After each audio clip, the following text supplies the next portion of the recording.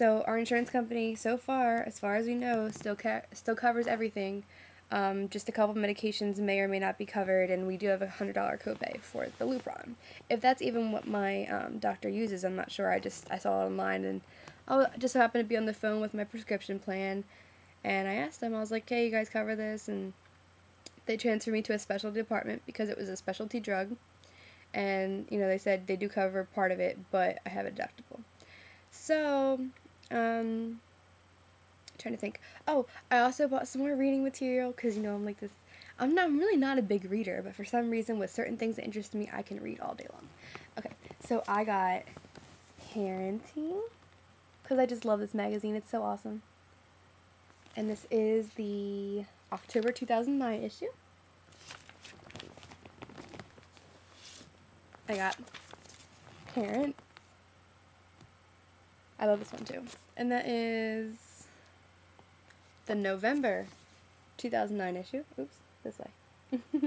I'm so bad at that. And that's my book. Where did I put... You know what? My new book. So, I didn't get the book that was recommended to me. I apologize.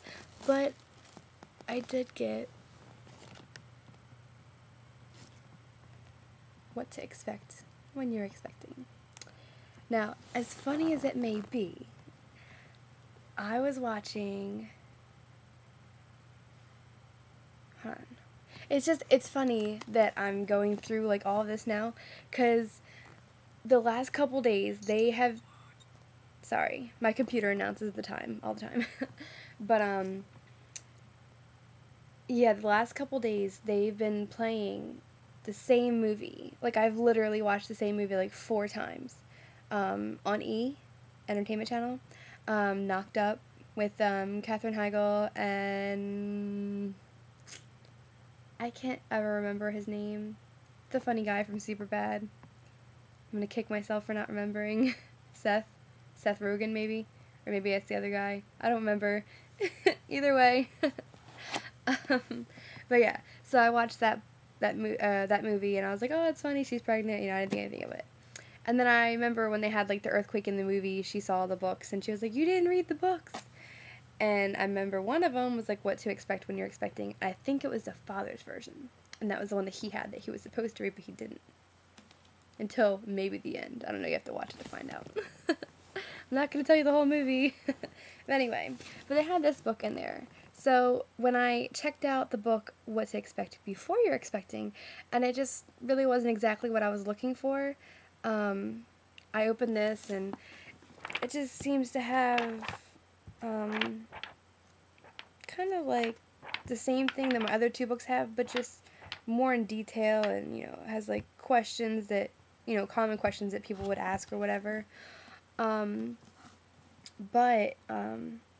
I was kind of hoping that What to Expect Before You're Expecting had things like what you should do to your house before you're expecting, like, and what you should get ready for, like, should you up your medical insurance, should you create a will, like, or update a will, should you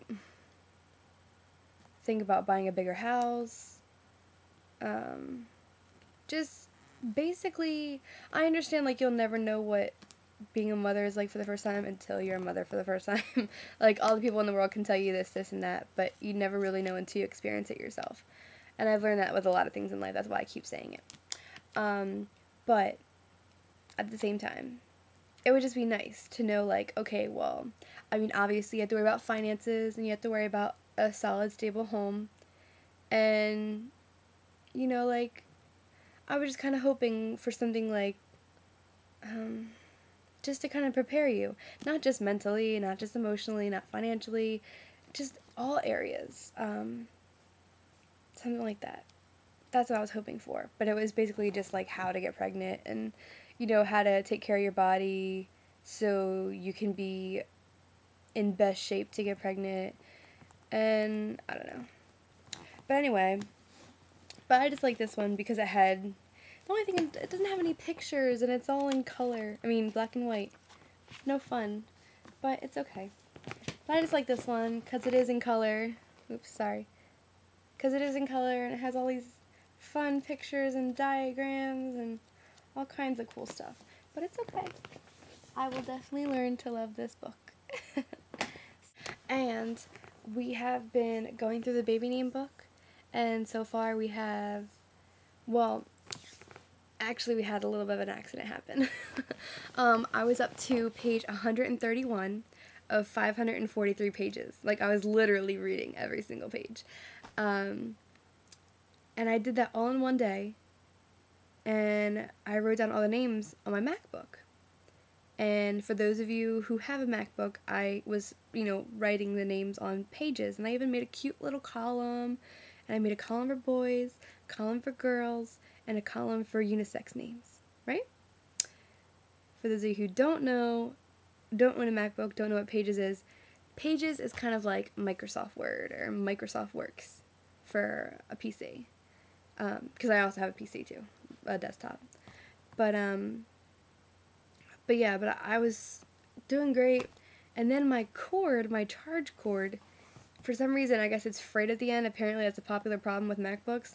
They replaced it for free today. That's why I finally have my MacBook back. Oh, that's another reason I haven't been recording too. But anyway, so I got a new cord, but basically when it started fraying at the end, it sparked a couple times, and then my computer just shut off. I was so mad. Oh, I wasn't really mad at first. And then I turned it back on. I wouldn't turn it on right away. I unplugged it, and it did have a little bit of charge left on it, like an hour's worth or something. So I turned it back on. Don't you know, I lost every single name I wrote down. All of them. Thankfully, I have a decent memory with names. Can't ever match names with faces. I know faces and I know names. I just can't put them together. But I know the names that I like because I've liked them for the longest time. I remembered 80 names, which I'm kind of upset because that means I forgot 50 of them. So what I started doing was reading the book all over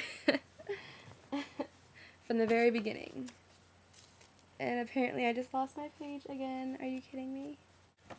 But I made it back up to page 67.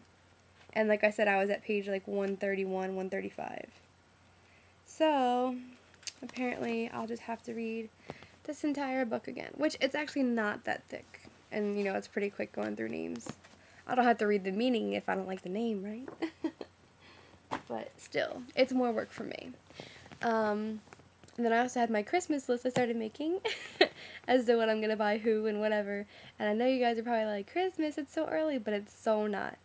I swear I just got married yesterday. And it's almost been 2 years. Our appointment is October 20th, like I said the other time.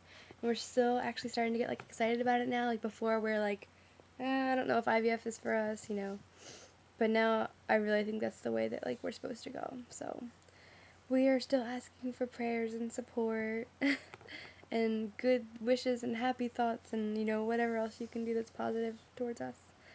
And to be cute. And I know this might be a bad omen or whatever, but sometimes when we go out, it's not all the time, because we don't want to waste too much money for something we might not ever have, but we would go to Goodwill or go somewhere, and we would just find nice clothes that are in, decent condition, and we would just buy a bunch, and then we'd fold them. I'd put them in I call them Tupperware bins. Everyone else calls them totes. The little storage bins, storage containers. But yeah, so we would fold them, wash them, whatever, and sort them by size. And I would write down what I had so I would know if, I need to buy more of this in this size, or, whatever. So it's kind of every 5 or 6 months we spend $40 at Goodwill. Well, $40 is usually $50 or $60. It's just that he gets 30% off or something like that because he's in the military. And then we always pick the ones that are on sale that day. Sometimes red or blue tags or yellow tags are 50% off. And sometimes you can get stuff for 20 cents. So basically we got a huge bag of clothes. I think it was $33 or $38 the last time that we went.